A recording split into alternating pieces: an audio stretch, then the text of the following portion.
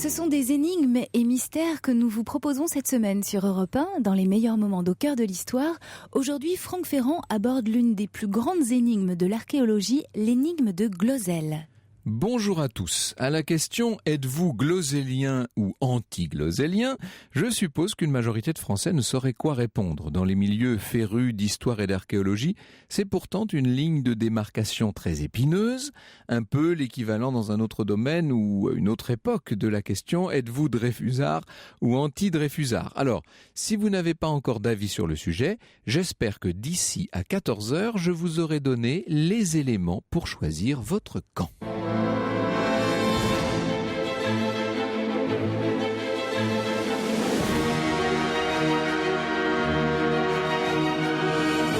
De 13h à 14h sur Europe 1, au cœur de l'histoire. Franck Ferrand.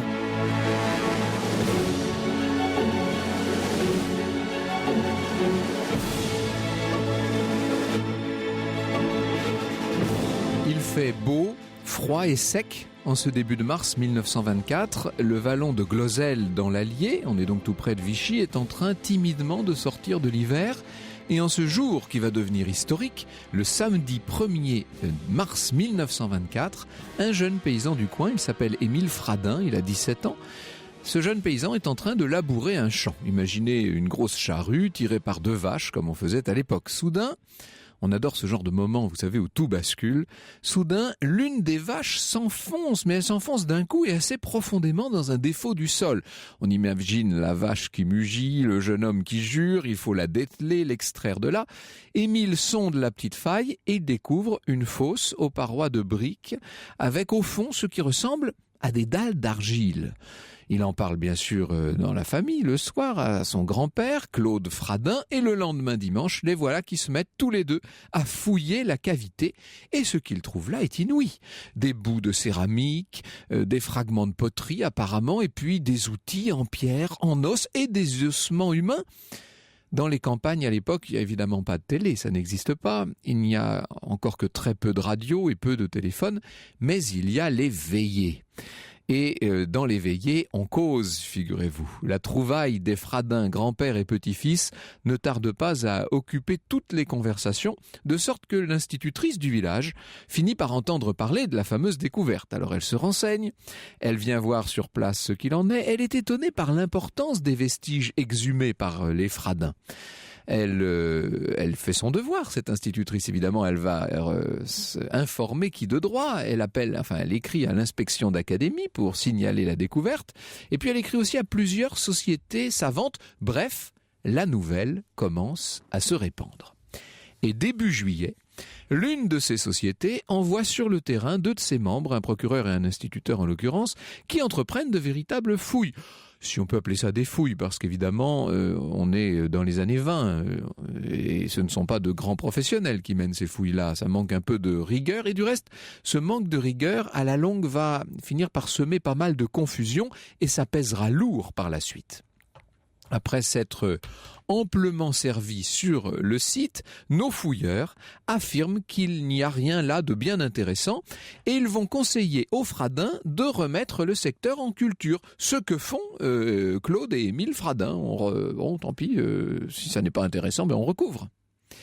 Sauf que l'instituteur, dont j'estime que le nom ne vaut même pas la peine d'être cité, est un petit malin. Il a l'intention de s'arroger la découverte et il va s'adresser début 1925 à une société savante. Il envoie un rapport qui sera publié par le bulletin de la Société d'émulation du Bourbonnais. Et c'est en lisant ce bulletin qu'un médecin de Vichy prend connaissance de la découverte effectuée tout près de là, donc à Glozelle, l'année précédente. Ce passionné d'archéologie va jouer un grand rôle dans l'affaire. Il s'appelle Antonin Morlet. Au printemps 1925, voici donc Morlet sur place. Et tout de suite, lui qui connaît surtout la période gallo-romaine, il faut bien le dire, il comprend que ce qu'on a sorti de la fosse de Glozelle est bien plus ancien que ça. Ça pourrait, se dit-il, dater du Magdalénien, c'est-à-dire que ça remonterait environ 8-9 000 ans avant notre ère. Le médecin s'entend avec les Fradins pour pouvoir effectuer des fouilles à ses frais. Et ces fouilles, elles commencent en mai 1925, elles vont durer plus de 10 ans. Dès le mois de juin, le site reçoit la visite d'une sommité de l'archéologie, Louis Capitan en personne. Vous imaginez, Louis Capitan, l'homme de Combarel et de Font-de-Gaume, l'ami de l'abbé Breuil, dont j'ai eu l'occasion de vous parler à ce micro. Louis Capitan, qui du reste viendra visiter Glozel au départ avec beaucoup de curiosité. Il va faire venir ses amis. L'abbé Breuil, on le verra à Glozel l'année suivante, de même que Salomon Reynac, comme également André Vaison de Pradenne. Bref, les plus grands noms de l'archéologie préhistorique sont sur le pied de guerre. La presse régionale, puis nationale, puis internationale s'est déjà fait l'écho de la découverte. Et l'on peut dire que le petit village de Ferrières-sur-Sichon, où se trouve Glozel, est devenu du jour au lendemain, et les Fradins avec lui, tout ce petit monde est devenu célèbre. Avec un récit qui aborde aujourd'hui sur Europe 1 l'une des plus grandes énigmes de l'archéologie, l'énigme de Glozel, Franck. Alors vous imaginez la fantastique aventure pour ce jeune cultivateur qui maintenant a 18 ou 19 ans. En 2 ans, ce ne sont pas moins de 3000 objets plus ou moins importants qui ont été extraits de cette cavité découverte au départ par la vache providentielle. Il y a là de la pierre taillée, de la pierre polie, de la céramique, du verre, de l'os, des boîtes cervidées, puis des galets gravés et surtout, et c'est là que les choses deviennent sérieuses, surtout des objets, galets, outils, tablettes d'argile couverts d'une très étrange écriture, apparemment alphabétique. Or, tout le monde sait que l'écriture est apparue en Mésopotamie aux alentours de 3500-3300 avant notre ère. Comment expliquer des traces d'écriture en Europe occidentale des milliers d'années plus tôt, si tout ça se confirme, maître du Magdalénien? Si ça se vérifiait, vous imaginez que ce serait un basculement complet des certitudes les mieux établies en la matière. Vous mesurez dès lors les enjeux de la question suivante. Les objets retrouvés à Glozel sont-ils authentiques ou bien est-ce qu'il pourrait s'agir d'une imposture? Les plus grands savants sont bien sûr invités à se prononcer. L'abbé Breuil, je vous l'ai dit, en personne vient sur le site. Il commence par se montrer plutôt favorable à l'authenticité, l'abbé Breuil, jusqu'à ce qu'on mette au jour un galet portant la gravure d'un renne, accompagné de signes probablement alphabétiques. Or, le renne a disparu dans ces régions à la fin du Paléolithique supérieur, donc aux environs de l'an 10 000 avant notre ère. Comment expliquer une telle incohérence? Comment expliquer qu'on est à côté de l'écriture? Breuil commence à se rétracter. Et puis, le scepticisme va gagner dans la communauté historique. Et plus le scepticisme gagne, plus le docteur Morlet s'affaire à défendre l'authenticité du site. Dans la ferme des Fradins, on a installé un petit musée pour présenter les vestiges au public. En avril 1926, Morlet commence à communiquer, si je puis dire. Il se risque à publier un article évoquant ouvertement la possibilité d'un alphabet néolithique à Glozel. Alphabet non encore déchiffré, évidemment. Cette fois, ça y est, il va y avoir parmi les savants 2 camps de plus en plus opposés, glozéliens contre anti-glozéliens. Le premier camp compte un soutien de poids en la personne de Salomon Reynac, qui adresse un rapport favorable à l'Académie des inscriptions et belles-lettres. C'est très important ça pour Morlet et les siens. En face, on trouve de plus en plus de mandarins, à commencer par André Vaison de Pradenne, qui prétend avoir retrouvé dans des revues de vulgarisation des illustrations d'objets qui pourraient avoir servi de modèle à un faussaire. La polémique commence à enfler, au point de passionner le congrès de l'Institut international d'anthropologie qui se tient à Amsterdam en septembre 1927. On décide à ce congrès d'envoyer une commission internationale à Glozel et elle arrive, la commission, sous la canonnade des gros flashs photographiques de l'époque, vous savez, ça fait un bruit terrible à chaque fois, elle arrive en novembre 27. Cette commission, dans son rapport, voudra bien admettre comme authentique un certain nombre d'objets en silex et en céramique, sans exclure du reste qu'ils aient pu être introduits dans les fouilles. Pour le reste, elle conclut, je cite, à la non-ancienneté de l'ensemble des documents qu'elle a pu étudier à Glozel. Ah, ça, c'est une mauvaise nouvelle pour les partisans du site. La voie est désormais libre pour les contempteurs et dans la foulée, Dussault à l'époque c'était le grand épigraphiste, l'homme du Louvre, Dussault accuse Émile Fradin de contrefaçon. Ce qui amène le jeune homme en retour, il faut bien se défendre, à intenter un procès en diffamation.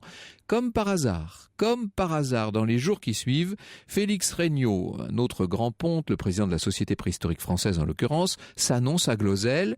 Il demande à visiter le petit musée des Fradins et en sortant, il porte plainte contre X pour escroquerie. Vous allez me dire pourquoi escroquerie ? Eh bien parce que l'entrée du musée est payante, 4 francs, et que les pièces qui sont présentées de l'aveu même de la Commission internationale sont réputées fausses. Alors faire payer pour des pièces fausses, vous voyez. Regnault revient avec les gendarmes qui perquisitionnent chez les Fradins afin d'expertise au départ, mais ça aboutit tout ça à liquider le musée. Émile Fradin est donc inculpé et du coup son procès en diffamation est reporté. Le tour est joué.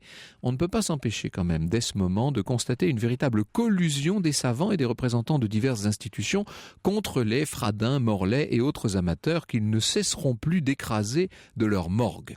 Morlaix riposte en attendant. Il met sur pied un comité des études avec tout de même quelques pointures qui relance les fouilles au printemps 1928 et ce comité, qui découvre de nouveaux vestiges au passage, va conclure, ça, on pouvait s'y attendre, à l'authenticité. Vous voyez un peu le jeu de ping-pong.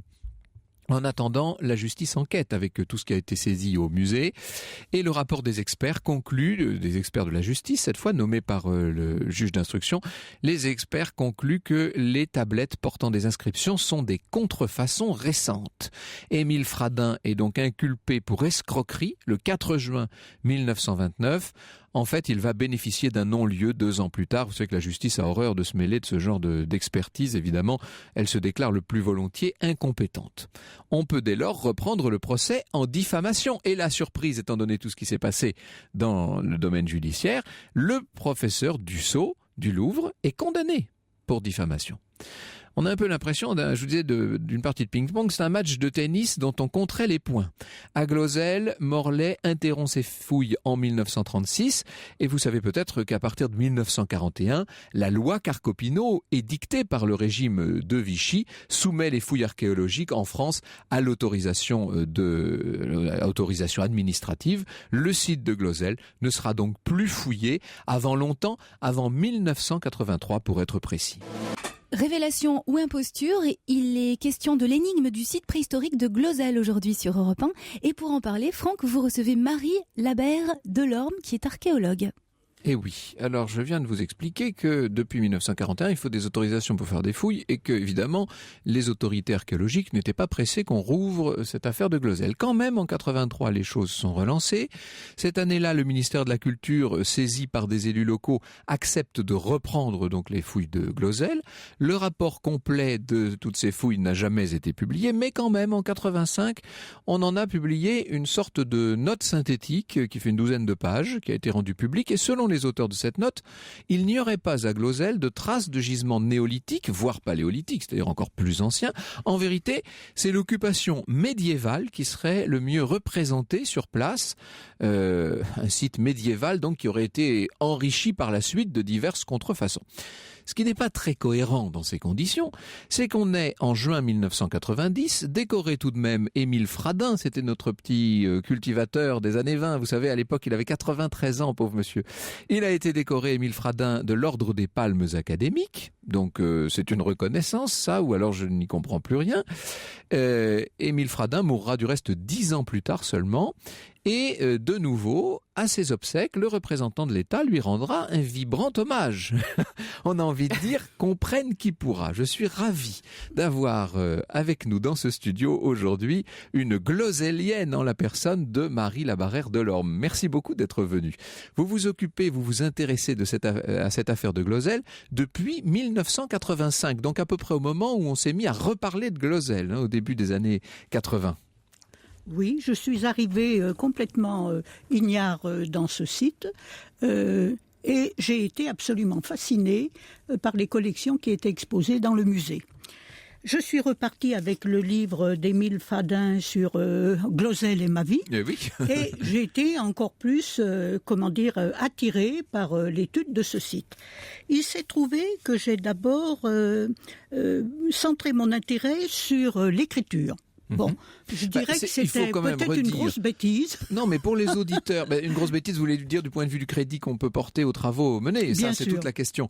Mais si cette affaire, pour ceux qui arriveraient en route, si cette découverte de 1924 à Glozell, donc près de Vichy, a été si importante, c'est précisément parce une grande partie même des vestiges exhumés portaient des traces de ce qui semble être une écriture. Alors, on va venir sur cette écriture d'ailleurs dans un instant. Vous avez commencé par travailler là-dessus, vous ? J'ai commencé par travailler sur l'écriture. Ce qu'il y a d'étonnant et de détonnant aussi à Glozell, c'est la présence d'une écriture sur des galets de pierre où elle est juxtaposée avec le renne et aussi le cervidé. Donc là, il y a des grosses incohérences dans le temps, disons. Il y a une anomalie évidente et de l'écriture aussi sur des tablettes.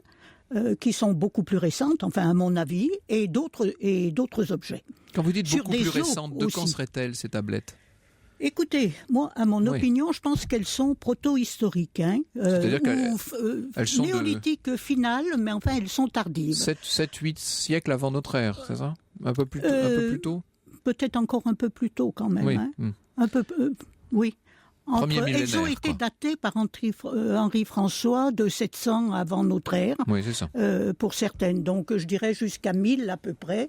Et en se rapprochant... Certains font remarquer que les tablettes en question, pour certaines en tout cas, sont en argile crue. Et que donc si elles étaient très anciennes, elles n'auraient pas survécu dans les profondeurs souterraines. Non, elles ont été cuites, mais à une température assez limitée. Certaines le sont suffisamment, avec une température de 600 degrés, d'autres à 300 degrés. Et ce qui se passe, c'est que dans le sol, elles ont fait comme un vieux tissu, elles ont fusé. Quand on les a retirées, certaines étaient en morceaux, qu'on a posées sur l'herbe à côté de la tranchée, d'où la présence de brins d'herbe dont on s'est moqué par la suite, et cela a servi d'argument au faux. Les brins d'herbe sont arrivés donc après, semble-t-il, et les morceaux les fibres textiles aussi. Je pense. C'est donc un ajout sur les tablettes, ça n'est pas endogène en quelque sorte, et ça pourrait, parce que sinon on se dit que si effectivement il y a des textiles et des végétaux modernes sur ces tablettes, par définition elles sont modernes. Oui. Mais en l'occurrence, vous dites que ce serait venu après. Moi je pense, personnellement. Alors cette écriture, bien des hypothèses ont été formulées. Certains ont essayé d'utiliser des références phéniciennes. On a travaillé sur toute l'interprétation sémitique de ces signes. Il semblerait bien qu'il s'agisse de signes empruntés à un alphabet phénicien, mais alors disposés de façon assez aléatoire et totalement désordonnée sur les tablettes, enfin et sur les éléments. Personnellement, ce n'est pas mon opinion. Alors voilà, expliquez-nous. Vous êtes précisément là pour ça. Je pense qu'il s'agit d'une écriture très ancienne, qui n'emprunte pas grand-chose à l'Orient, je dirais, dans sa partie la plus ancienne, c'est-à-dire néolithique finale, voire avant encore, et puis paléolithique. Et cette écriture, d'où elle vient, je ne serais incapable de vous le dire. Elle est là et maintenant, c'est tout ce qu'il faut constater. Parce qu'on a quand même quelque chose d'énorme, c'est un fait archéologique. On a sur des galets gravés et polis, parce qu'ils ont chaque fois un biseau poli, donc on s'en servait. Il y a le renne et une écriture qui accompagne une inscription. Bon. Il faut le prendre en tant que tel. Et l'un n'a pas été fait plus tard que l'autre. L'écriture n'est pas venue après coup. Et le trait est gravé par un silex, par un outil de pierre. D'ailleurs, il y a eu des analyses qui ont été faites. Je crois que ce sont les analyses d'Oslo vers 1928. Ah oui, les premières. Oui, les premières analyses d'Oslo qui indiquaient qu'il n'y avait absolument aucune trace de métal. Oui, donc c'est bien gravé à la pierre, ça, personne ne le contestera. Voilà, c'est fait avec de la pierre. Est-ce que le renne et les signes sont gravés en même temps ? Vous pensez qu'on peut l'affirmer ? Je pense, parce que, la graphie est identique. Il y a une unité sur le galet. Est-ce qu'on ne pourrait pas aujourd'hui, c'est une question que je pose et j'avoue n'avoir pas de réponse préconçue, mais est-ce qu'on ne pourrait pas, avec les instruments dont dispose notamment la police scientifique,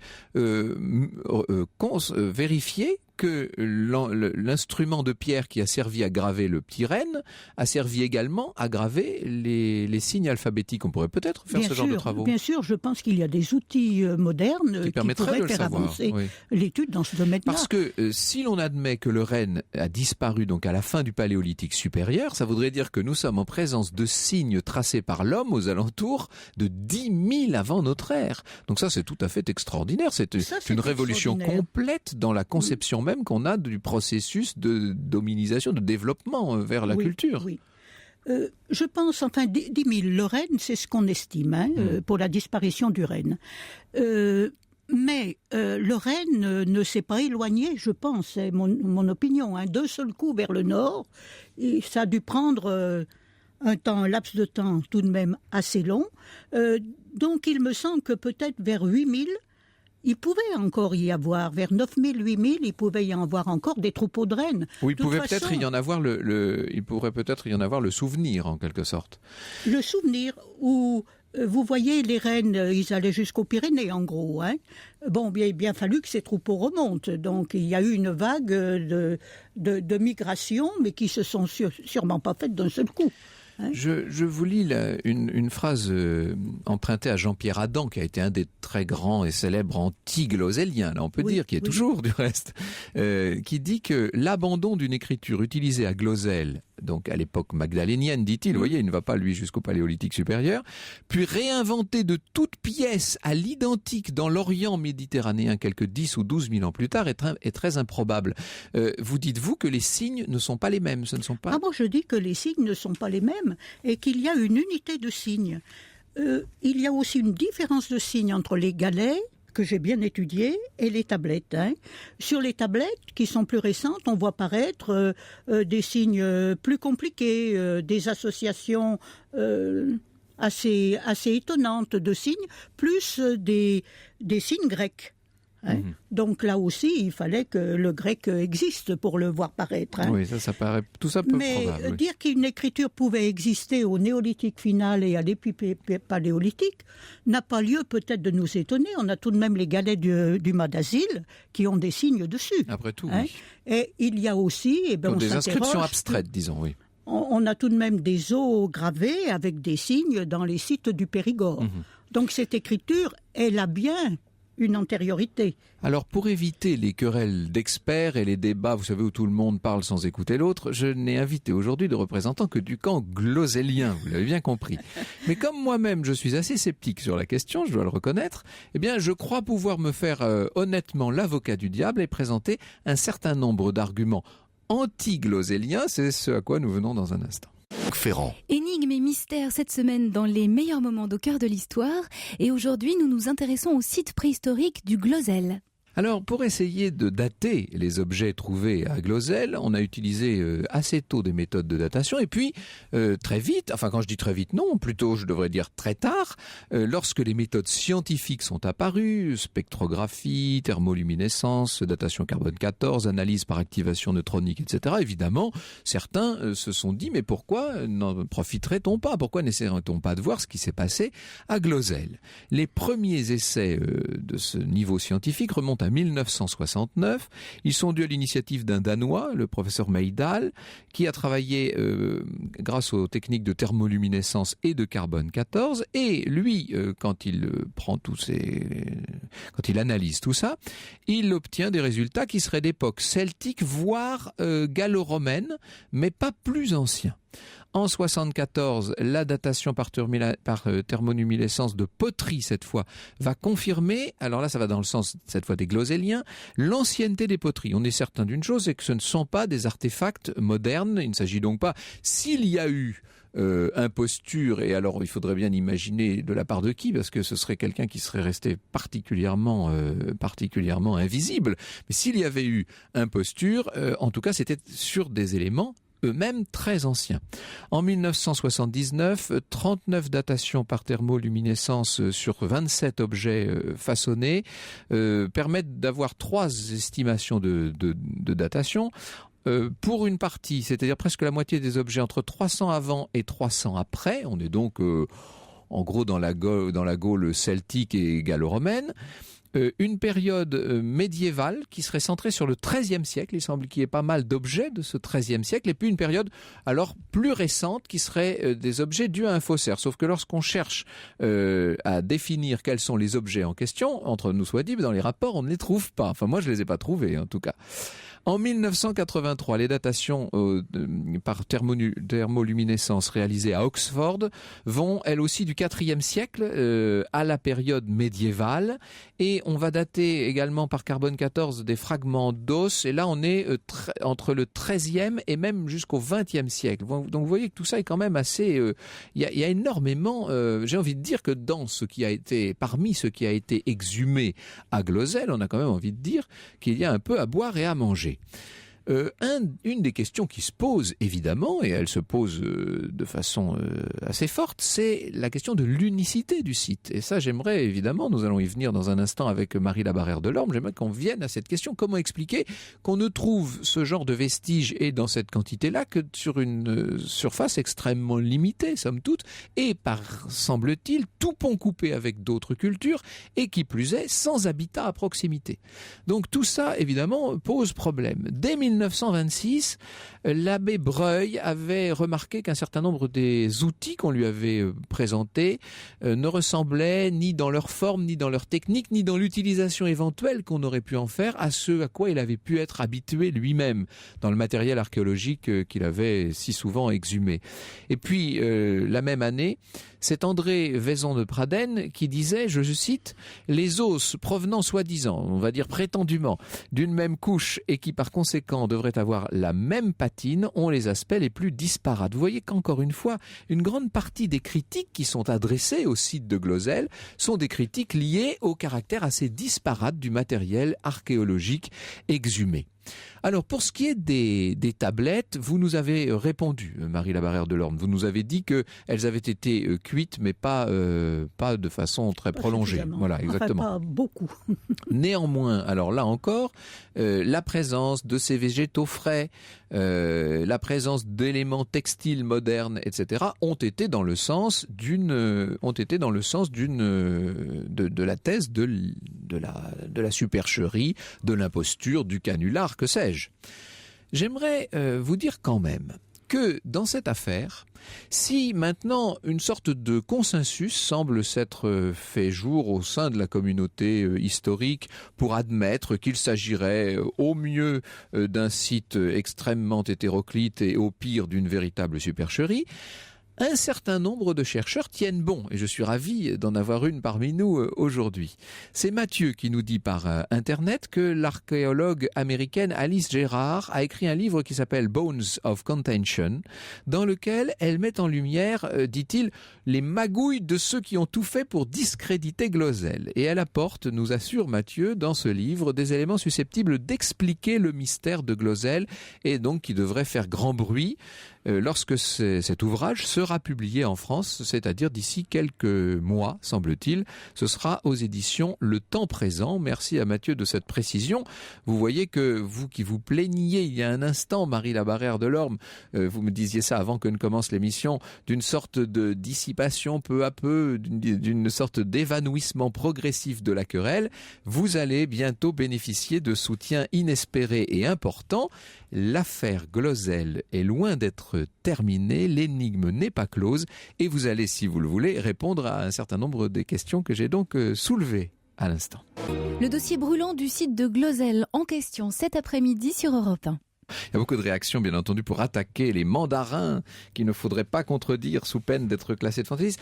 Évidemment, vous savez qu'avec l'affaire d'Alésia, je suis moi-même confronté assez souvent à cette espèce de pensée obligatoire et institutionnelle. Et donc, je sais à quel point les institutions et un certain nombre de départements de recherche, etc., disposent de moyens de pression. Mais ça n'est pas parce que tous les grands professeurs sont contre Glozell que pour autant Glozell est un site authentique. Admettez quand même qu'il faille creuser un peu la question.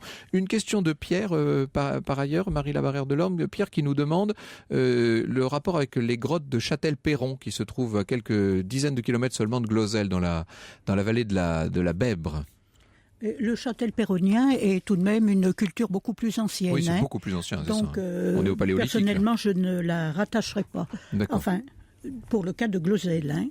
Alors, venons à toutes nos affaires. D'abord, la première question qui me vient à l'esprit, et ça ne fait pas partie des objections que j'ai émises il y a quelques minutes, la première question c'est pourquoi, quel aurait pu être l'intérêt de personnalités comme Capitan, comme Breuil, comme Vaison de Pradenne, etc., à critiquer la thèse du docteur Morlet et à émettre d'emblée, dès la fin des années 20, les plus grandes réserves sur le site de Glosel. Oui, je crois que pour comprendre, il faut revenir à ce qui suit la fouille directement. Bon, très tôt est venue sur le terrain mademoiselle Picandet, directrice de l'école de Ferrières-sur-Sichon, qui a fait un rapport à l'inspecteur d'académie et qui a vu les objets anciens et qui disait à ce moment-là que la fosse ovale dont elle voyait les murs brillait de mille feux. Cette malheureuse mademoiselle Picandet, qui était quelqu'un de très honnête, s'est trouvée par la suite déplacée et déclassée puisqu'elle est devenue adjointe à Saint-Yor ou quelque chose comme ça. Bon, c'est un dégât collatéral de l'affaire. Ça commençait bien, oui. de l'affaire de Glosel. Mais tout de suite sont venus Viple et Clément, qui sont venus littéralement saccager la fosse ovale pour envoyer des objets au docteur Capitan, qui a reçu donc un gros colis. Et Capitan a d'abord été très intéressé par les objets de Glosel, mais il s'est heurté à Morlet, parce qu'il souhaitait que Morlet lui prépare un rapport à envoyer aux instances et qu'il signerait lui-même. Et comme Morlet n'a pas voulu, eh bien l'affaire a commencé à mal tourner à partir de là. Et alors, les archéologues, ensuite, se sont situés très rapidement au sujet de l'écriture.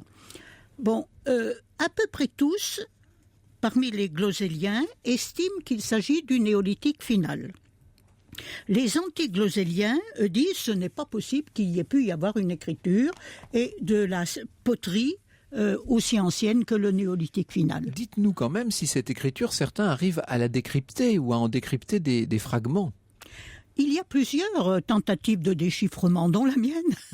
Bon, mais je dirais que quand je l'ai faite en 1990, je n'étais pas archéologue encore à l'époque. Je ne renie pas du tout ce que j'ai fait maintenant, je le reprendrai peut-être autrement, mais dans ma naïveté, j'avais intitulé cela « La première écriture de la préhistoire occidentale ». Oui. Alors évidemment, c'est mal tombé, hein, c'est très mal tombé. Bon, les grands archéologues... Quand vous dites c'est mal tombé, pour les gens qui ne seraient pas très au fait de tout ce genre de querelle, ça veut dire que vous avez jeté un énorme pavé dans la mare universitaire. Dans mon innocence, tout à fait. Et mes écrits, je l'ai découvert, ça c'est très amusant, par le livre de Madame Voisna, qui est une ethnologue, a fini à la direction donc, de l'archéologie, dans le dossier de ceux qui sont un peu fous, quoi. Voilà. Des illuminés. Des illuminés, voilà. Bon. Alors, parlons peut-être de ce caractère très hétéroclite du matériel archéologique trouvé à Glosel. Le moins qu'on puisse dire, c'est qu'il y a des objets de nature, d'inspiration très différentes tout de même. Oui, tout à fait. Et d'époque, d'après ce que disent les datations scientifiques. D'après ce que disent les datations. Mais je pense, je vous expliquerai pourquoi on ne peut pas se fier expliquez-moi à tout ces de suite, datations. Si vous voulez. Les premières datations, qui est de 1928 en gros, ont estimé qu'il s'agissait d'ossements anciens et du néolithique. Bon. Les datations qui ont commencé avec les travaux de Hugh McKerrell à partir de 1976 ont attribué des dates beaucoup plus récentes à tous ces objets. Des dates qui s'échelonnent entre 100 avant notre ère et la période jusqu'au 17e, 18e, même une tablette affectée au 20e siècle. Oui. Bon, moi, personnellement, quand je vois un tube à ocre daté du XIIIe ou du XIVe siècle, avec encore ce tube de l'ocre dedans, je me pose des questions. Hein. Je me dis, je ne vois pas quel usage on pouvait en faire à ce moment-là. Donc, il faut reprendre les choses. Un tube à ocre, c'est donc un morceau d'ossement dans lequel on avait mis du pigment pour peindre quelque chose. Peindre. En fait, hein. Et on a aussi des timbres à ocre, ce qui montre que les hommes de ce temps se faisaient des tampons sur la peau, un décor sur la peau. Dans ces conditions, mon opinion est que les datations ne collent absolument pas au matériel archéologique qu'on a là. Et pourquoi est-ce qu'on a une telle distorsion? Parce que les gens qui ont fait cela sont des scientifiques honnêtes, qui ont buté sur un problème. Le problème, je crois, il vient du fait que le terrain du Champ des Morts a été finalement... Donc le lieu des découvertes. Oui, le lieu des découvertes a été bien occupé par des foyers successifs. Dans les tombes que l'on a une tombe à inhumation, mais on a aussi une tombe à incinération. S'il y a incinération d'un corps à proximité, le corps est détruit, il faut 1000 degrés pour détruire un corps. Donc la zone, je dirais, encaissante du lieu d'incinération, forcément, s'il y a du matériel dedans, il en subit un réchauffement. La fosse ovale, qui est, elle, qui a eu trois périodes au moins, qui a été d'abord un lieu où il y a eu un feu très violent. Ensuite, après ce feu violent, un dallage a été posé et il y a eu une tombe. Et en travers de cette fosse ovale, il y a un four de verrier. Donc, successivement, il y a eu incinération, il y a eu four de potier, ou peut-être en même temps, four de potier et four de verrier. Vous imaginez aussi les températures qu'il peut y avoir à proximité. Donc, je pense que tous ces éléments peuvent fausser les datations, sans compter les brûlis que les cultivateurs faisaient régulièrement.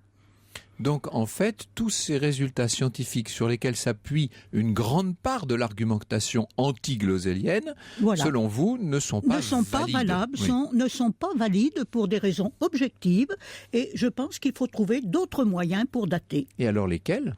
Alors les moyens pour dater, alors c'est d'autant plus grave qu'on n'a pas de stratigraphie à Glosel, puisque ça a été fait dans un désordre total. Tout a été éventré. Ce qu'on appelle la stratigraphie, c'est-à-dire une sorte d'étagement des couches archéologiques qui permet de dater l'époque de provenance de chaque objet. Là, en l'occurrence, ça a été fait dans un tel désordre qu'on ne peut pas. Donc, comment faire?